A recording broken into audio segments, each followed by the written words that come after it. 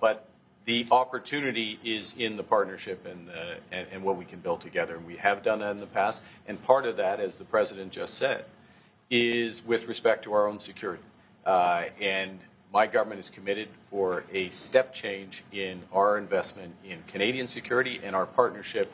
And I'll say this as well, that the President has revitalized international security, revitalized NATO, and us playing our full weight in NATO, and that will be part of it. And they have, I must say, Canada is stepping up the military participation because Mark knew, they were low, and now they're stepping it up, and that's a very important thing. But never say never. Never say never.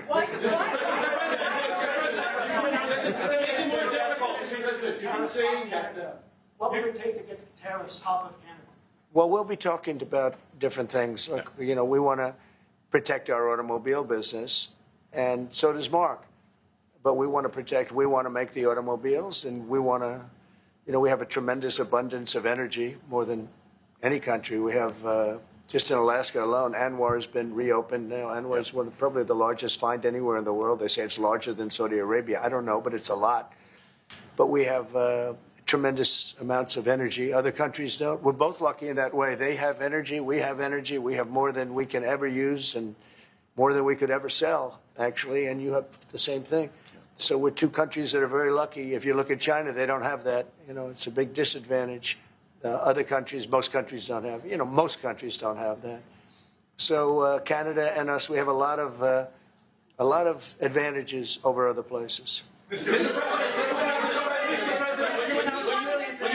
When you consider what Mr. Carney just said, that Canada is not for sale, does this make the discussion a little more difficult to start on? No, not at all. No, not at all. No, time will tell. It's only time. But I say never.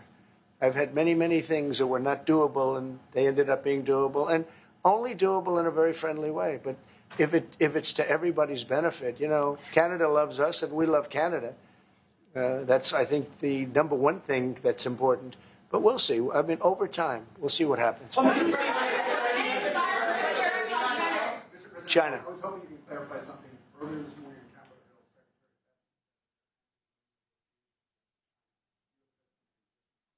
Capitol Hill They want to meet, and they're doing no business right now.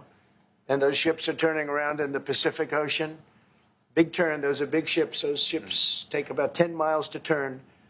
And, we lost $1 trillion to China on trade because of an incompetent president that we had who preceded me, grossly incompetent. You're finding it out more and more now. And by not trading, we're losing nothing. So we're saving $1 trillion. It's a lot. But they want to negotiate, and they want to have a meeting, and we'll be meeting with them at the right time. But you haven't met with them yet. I have not met with them, no, of course. You would know if I met. I'd tell you. They want to meet, but, we are right now.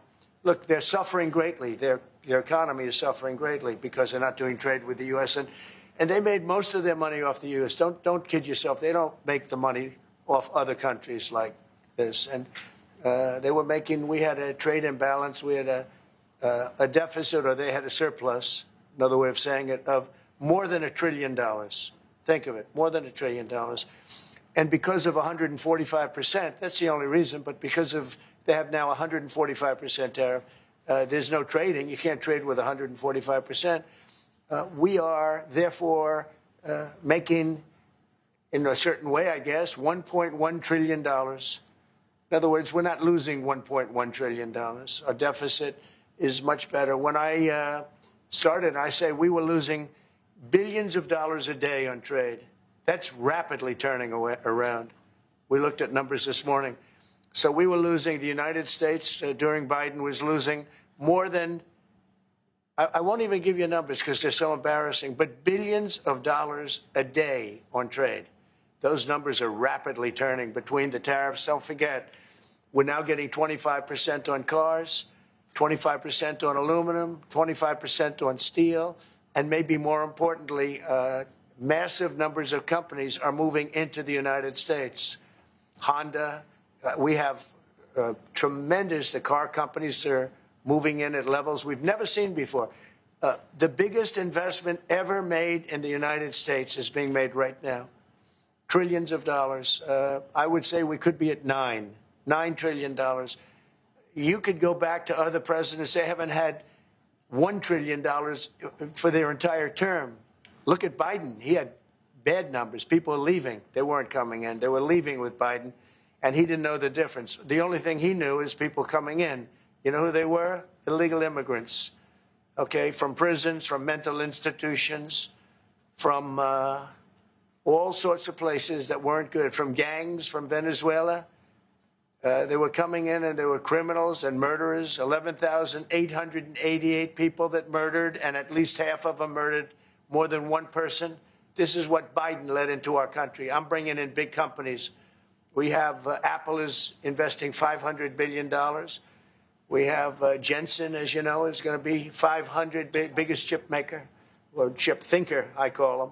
He's really a thinker more than a maker. But we also have the maker, Mr. Wei. I get to know them all in the last, it was a cram course. But they're all moving into America because of the tariffs. And I don't think people have appreciated it. Some people do. Some of the smart people do. So we have more money coming in. It's really an amazing thing. We have more money being invested in the United States now than at any time ever before in our history, and it's not even close. And I think the real number could be 9 or 10 trillion. We don't know everybody that's doing it. We have many. I just heard about a plant that's being built right now, a very, very top-of-the-line company, and they didn't come to the White House. They're just doing it because they're making it, because if they build here, there are no tariffs. And this is the big market. This is the market. That sets us apart from it. This is the market where everyone wants to be. Now, if I didn't come here and do this, all of a sudden we wouldn't be the market where everyone wants to be. So we're able to do it in time. But we're going to have a great announcement. And I'm not necessarily saying it's on trade. Going to the beginning, we're going to have a great announcement over the next few days, an announcement that will be so incredible, so positive. And I'm not saying, I don't want you to think it's necessarily on trade. Just to finish, we also have a situation, because everyone says, when are you going to sign deals? We don't have to sign deals.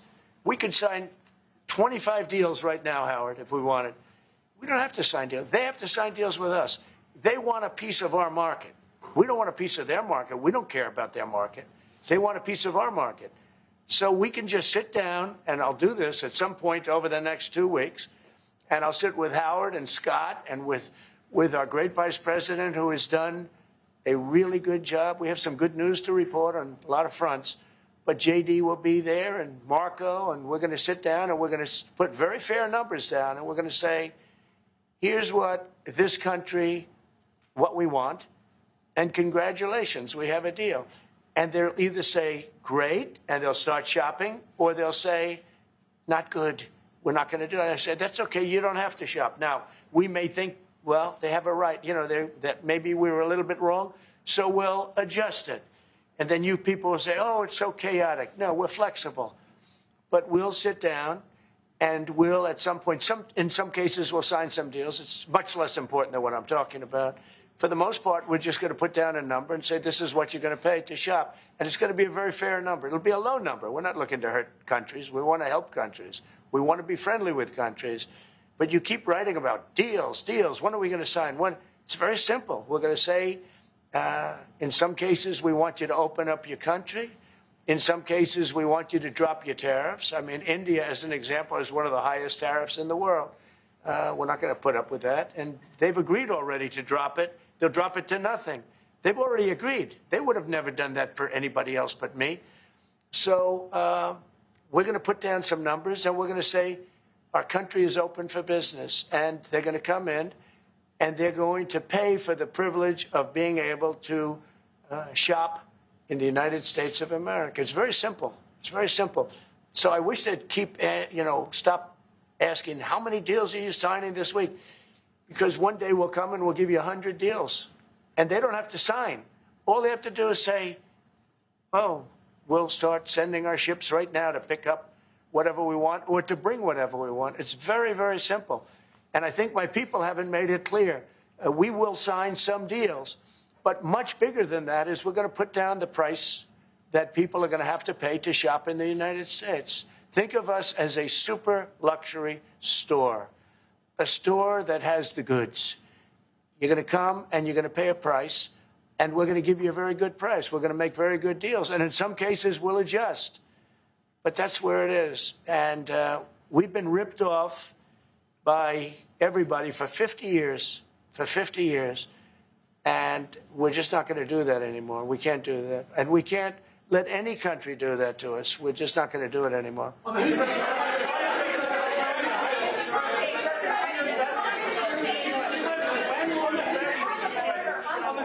you tell us a bit more about the deal that you've reached with the Houthis? No, it's not a deal. They've said, please don't bomb us anymore, and we're not going to attack your ships. And where did you hear about that? It doesn't matter where I hear it. The very good source, I could tell you.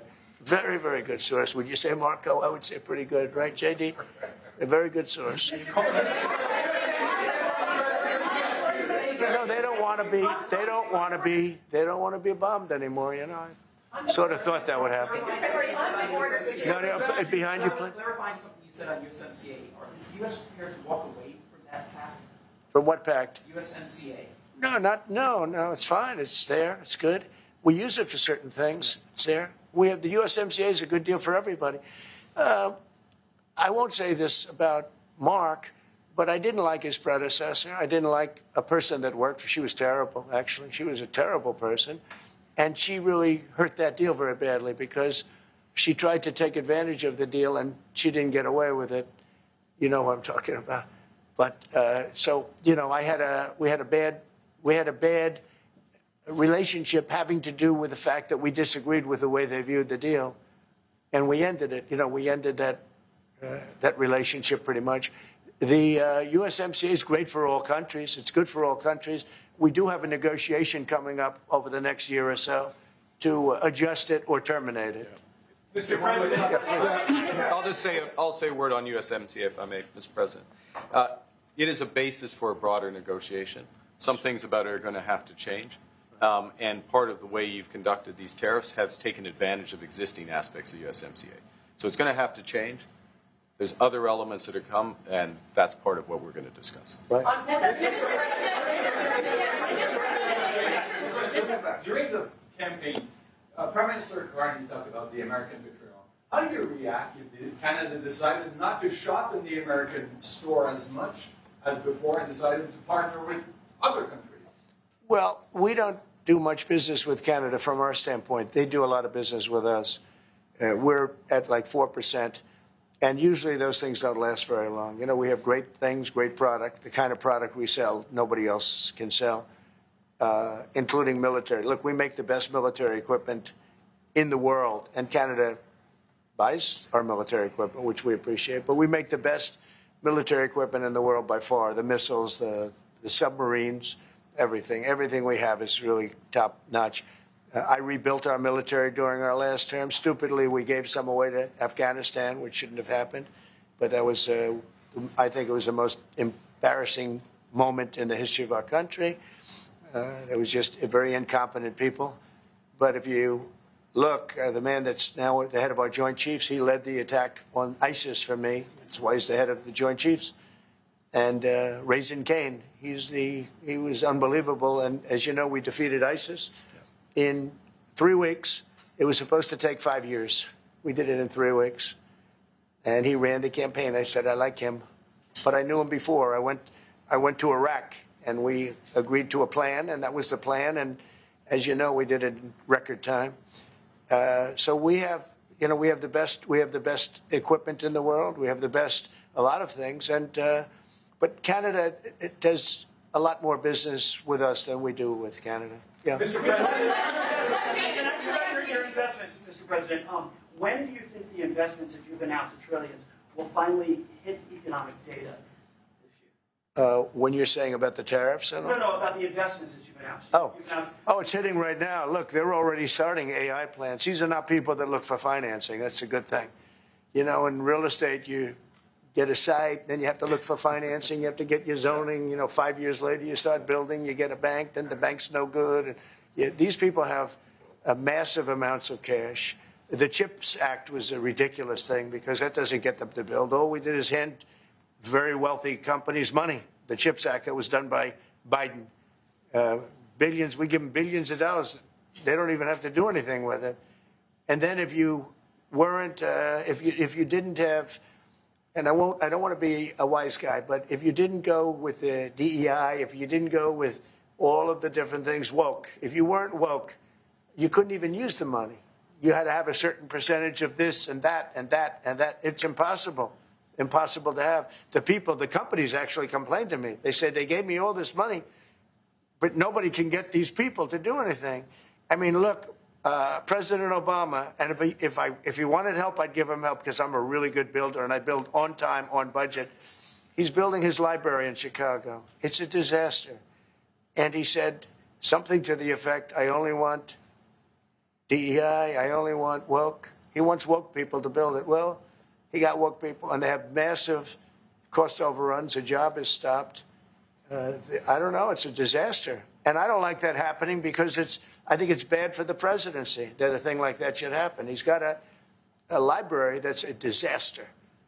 And he wanted to be very politically correct, and he didn't use good, hard, tough, mean construction workers that I love, Marco. I love those construction workers. But he didn't want construction workers. He wanted people that, like, never did it before. And he's got a disaster in his hands, like millions of dollars, really many millions of dollars over budget. And I would love to help him with it, or somebody else. I could recommend professionals. But it was not built in a professional manner. By the way, nor was in California a little train going from San Francisco to Los Angeles that's being run by Gavin Newsom, the governor of California. Did you ever hear of Gavin Newsom? He has got, that train is the worst cost overrun I've ever seen. It's like totally out of control. So then they said, all right, we won't go into San Francisco. We'll stop 25 miles short. And we won't go into Los Angeles. We'll stop 25 miles short. It's hundreds of billions of dollars for this stupid project that should have never been built. And then they realized that it would have been a lot less costly if we just gave limousine service back and forth and gave it free. They would have saved hundreds of billions of dollars. They have airplanes that go there for one 1/100th the cost. And they have cars. They have a thing called the highway that goes back and forth. That's not fully utilized. And they got involved with this project. And Gavin, you know, I always liked Gavin. I had a good relationship with him.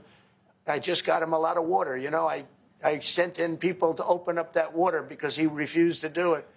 And we just got him a lot of water. If they would have had that water, and if they would have done what I said to do, they wouldn't have had the fires in Los Angeles. Those fires would have been put out very quickly.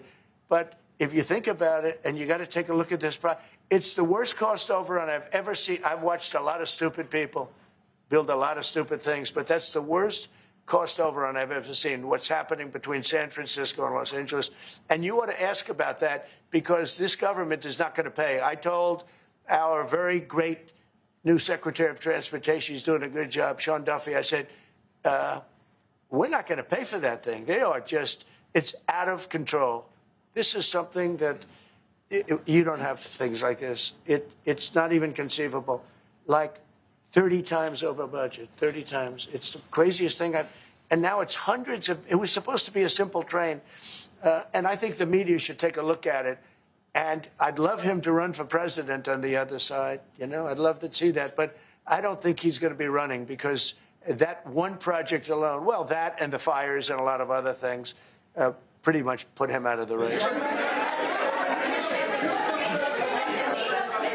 what changes would you like to see to the USMCA? What changes would you like to make? We're going to work on some subtle changes, maybe. I don't even know if we're going to be dealing with USMCA. We're dealing more with concepts right now. Look, right now, we're doing trade. We have trade. They're paying a tariff on cars and steel and aluminum. And I think we have a baseline of 10% or something like that for the tariffs. But we're getting along very well. Right now, going no further, but we have an agreement. We did something with even parts. You want to discuss that, Howard, with respect to Canada, which helps Canada out? Sure. So we've made an arrangement with the car companies that 15% of their USMCA parts are included, and then 15% of foreign parts from the manufactured suggested retail price are not tariffed to help domestic manufacturing really thrive. So it gave them a chance to be able to build their car parts factories if they're going to. A lot of these companies already have factories, and what they have to do is just fill them out. But they're able to build them in the United States, so we gave them a pretty substantial period of time. Just to clarify, Mr. President, is there anything the Prime Minister can say to you today to change your mind on tariffing Canada? Tariffing cars? Tariffing Canada. Is there anything he could say to you in the course of your meetings with him today that would get you to lift tariffs on Canada? No. Why not? Just the way it is. What's the first date? Yeah. If Canadians don't want it, would you respect that? Sure, I would. But this is not necessarily a one-day deal. This is over a period of time they have to make that decision. Yes, go ahead. Yeah, if I may. If respectfully, Canadians' view on this is not going to change on the 51st state. Secondly, we are the largest client of the United States in the totality of all the goods. So we are the largest client of the United States. We have a tremendous auto sector between the two of us, and the changes that made have been helpful. 50% of a car that comes from Canada is American. That's not like anywhere else in the world. And to your question about is there one thing? No, this is a bigger discussion. There are much bigger forces involved, and this will take some time and some discussions, and that's why we're here, to have those discussions, and that is represented by who's sitting around the table. See, the conflict is, and this is very friendly. We're not. This is not going to be like we had another little blow up with somebody else. That was a much different. This is a very friendly conversation, but we want to make our own cars. We don't really want cars from Canada, and we put tariffs on cars from Canada, and at a certain point, it won't make economic sense for Canada to build those cars. And we don't want steel from Canada because we're making our own steel, and we're having massive steel plants being built right now as we speak. We really don't want Canadian steel, and we don't want Canadian aluminum and various other things because we want to be able to do it ourselves. And we, because of past thinking of people, we have a tremendous deficit with Canada. In other words, they have a surplus with us. And there's no reason for us to be subsidizing Canada. Canada's a place that will have to be able to take care of itself economically. I assume they can. I will tell you that Trudeau, when I spoke to him, I used to call him Governor Trudeau. I think that probably didn't help his election. But when I spoke to him, I said, so why are we taking your cars? Why are we taking we want to make them ourselves. I mean, I said, and if the price of your cars went up, or if we put a tariff on your cars of 25%, what would that mean to you? He said, that would mean the end of Canada. He actually said that to me. And I said, that's a strange answer, but I understand his answer.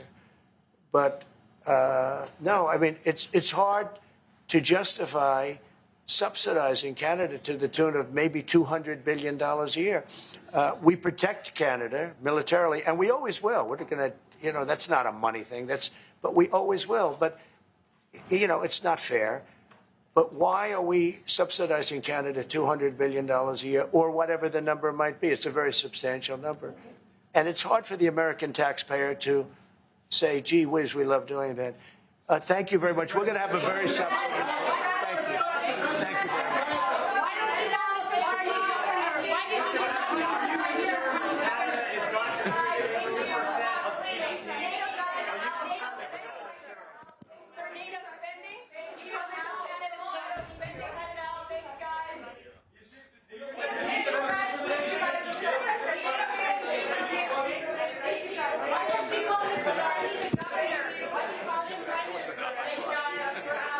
All right, so live from the White House, President Trump meeting with Canada's Prime Minister Mark Carney.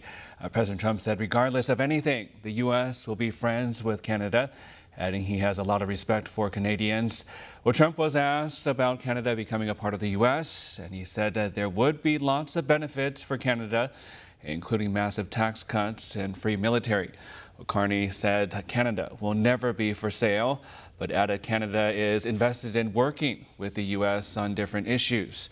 Carney thanked President Trump for meeting with him and praised the president for everything he said doing to secure the borders and revive the economy.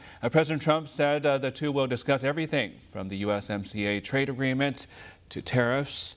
And President Trump briefly spoke about what he called a big announcement he'll make before he takes off for his trip to Saudi Arabia next week. And New Jersey's Attorney General requests an order blocking President Trump's executive order on voter ID. In an ex-post Monday, the New Jersey AG, Matt Platkin, called the executive order a, quote, brazen and unlawful assault on our democracy. The executive order was issued in late March and seeks to require proof of citizenship for voters through documentation like a passport or birth certificate. Well, Platkin says the Constitution